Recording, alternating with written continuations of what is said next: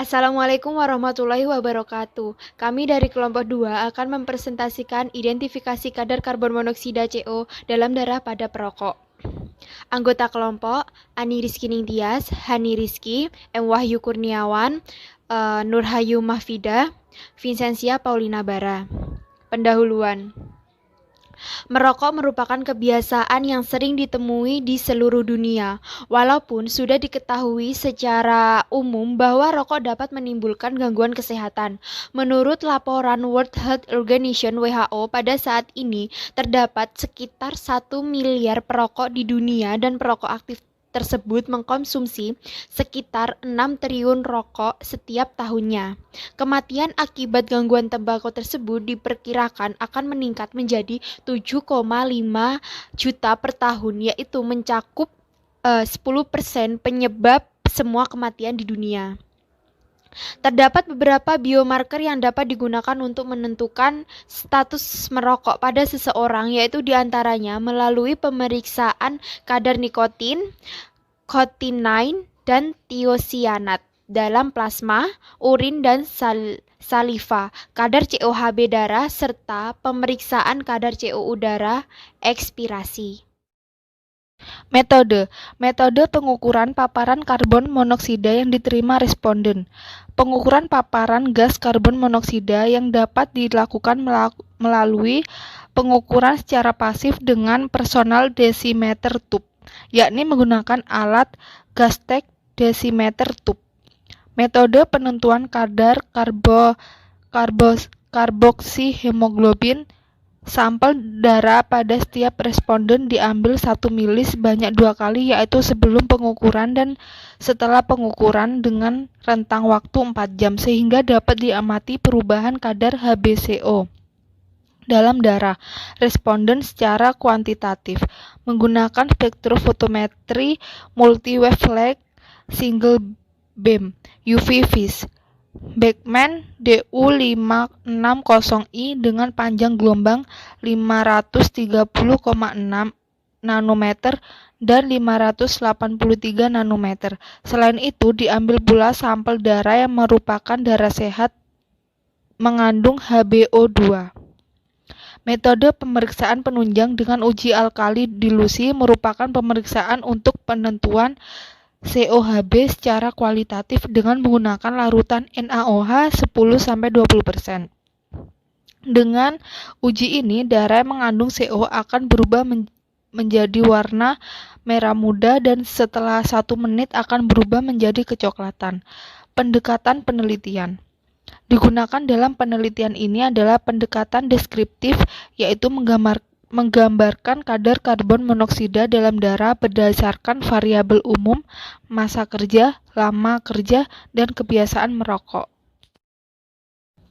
Alat dan bahan. Alat: spektrometer multi-wavelength single beam UV vis Beckman DU56OI. Tabung reaksi: kapas alkohol, spuit, tabung EDTA, pipet tetes. Bahan: sampel darah, larutan amonium hidroksida NH4OH 7 mmol, larutan dari sampel darah yang mengandung HbO2 darah sehat, serta 4 larutan dari sampel darah yang mengandung kadar HbCO tinggi, larutan NaOH 10-20%. Prosedur kerja. Analisa kuantitatif. 1. Sampel darah pada setiap responden diambil 1 mili sebanyak 2 kali, yaitu sebelum pengukuran dan setelah pengukuran. 2. Masukkan pada tabung penampung darah yang telah dilapisi zat kimia khusus atau EDTA untuk mencegah pembekuan darah dan perubahan kadar hemoglobin atau Hb. 3. Sampel darah diencerkan dengan larutan yang digunakan adalah amonium hidroksida atau NH4OH 7 mmol per liter. 4. Kemudian mengukur kadar HbCO yang terbentuk dalam darah menggunakan spektrofotometri multi-wave single beam UV vis Beckman dengan panjang gelombang 530,6 nanometer dan 583 nanometer. 5. Sampel darah yang mengandung HbCO atau darah terpapar CO dibandingkan dengan 2 larutan standar, yaitu larutan dari sampel darah yang mengandung HbO2 atau darah sehat, serta 4 larutan dari sampel darah yang mengandung kadar HbCO tinggi. Analisa kualitatif. 1. Ambil 2 tabung reaksi. 2. Masukkan ke dalam tabung pertama 1-2 tetes darah korban dan tabung kedua 1-2 tetes darah normal sebagai kontrol. 3. Tambahkan 10 ml air sehingga warna merah pada kedua tabung kurang lebih sama. 4. Teteskan larutan NaOH 10-20% lalu dikocok. 6. Baca hasil dan lihat perubahan warna. Hasil pengukuran konsentrasi karbon monoksida yang diterima responden dari hasil pengukuran konsentrasi CO yang diterima oleh responden tersebut apabila dibandingkan dengan baku mutu berdasarkan National Institute for Occupational Safety and Health atau singkat NIOSH, di mana nilai ambang batas NAB untuk paparan gas CO berat rata-rata selama 8 jam adalah sebesar 35 ppm dan maka semua sampel masih memenuhi batas NAB. Kedua, hasil pengukuran konsentrasi HbCO dalam responden. Dari hasil pengukuran kadar HbCO dalam darah responden sebelum dan setelah sampling, didapat hasil bahwa sebanyak 24 responden mengalami kenaikan kadar HbCO dalam darah, sedangkan 2 orang mengalami penurunan kadar HbCO dalam darah. Ketiga, hasil kadar konsentrasi karbon monoksida CO dalam darah berdasarkan variabel umur, masa kerja, lama kerja, dan kemudian merokok. Keempat, hasil uji alkali dilusi. Darah normal segera berubah warna menjadi merah hijau kecoklatan karena segera terbentuk hematin alkali, sedangkan darah yang mengandung COHb tidak berubah warnanya untuk beberapa waktu, tergantung pada konsentrasi COHb, karena COHb bersifat lebih resisten terhadap pengaruh alkali. Darah yang mengandung CO akan berubah menjadi merah muda setelah 1 menit akan berubah menjadi kecoklatan. Ini adalah berikut hasilnya.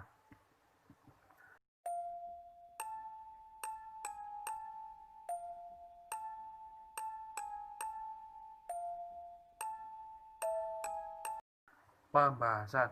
Definisi karbon monoksida CO. Karbon monoksida rumus kimia adalah gas yang tak berwarna, tak berbau, dan tak berasa. Ia terdiri dari satu atom karbon yang secara kovalen berikatan dengan satu atom oksigen. Kedua, konsentrasi COHb menurut kebiasaan merokok. 3 komponen toksik utama dalam asap rokok adalah karbon monoksida, nikotin, dan tar.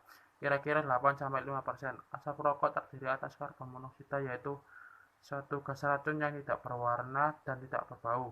Hemoglobin yang fungsinya mengikat oksigen untuk keperluan tubuh memiliki kemampuan mengikat karbon monoksida jauh lebih besar dibandingkan dengan kemampuan mengikat oksigen. Itulah sebab sangat berbahaya jika kita berada dalam ruangan yang mengandung karbon monoksida. Jadi kesimpulannya, kadar HbCO responden seluruhnya menunjukkan nilai di bawah baku mutu yang berlaku, yaitu menghasilkan selisih dari sebelum dan sesudah sampling sebesar 0,066 sampai 1,26%. Sebagian besar kadar HbCO ini mengalami peningkatan setelah sampling dilakukan akibat paparan gas CO. Selain itu, kadar HbCO dalam darah responden perokok lebih tinggi daripada kadar HbCO pada darah responden perokok pasif. Kelompok umur tertinggi yang memiliki konsentrasi karbon monoksida dalam darah tidak memenuhi syarat adalah kelompok umur 23-26 tahun. Salah satu racun yang banyak dijumpai dalam kehidupan sehari-hari adalah berbentuk gas. Ada beberapa gas yang tergolong racun bagi manusia yang berasal dari sisa pembakaran, terutama asap rokok. Contohnya adalah gas karbon monoksida atau CO, nitrogen oksida, sulfur dioksida, dan lain-lain. Gas CO secara inhalasi masuk ke paru-paru secara inhalasi, kemudian mengalir ke alveoli, masuk ke aliran darah. Gas CO dengan segera mengikat hemoglobin di tempat yang sama dengan tempat oksigen yang mengikat hemoglobin untuk memenuhi karboksid hemoglobin COHb. Sekian dari kelompok kami. Assalamualaikum warahmatullahi wabarakatuh.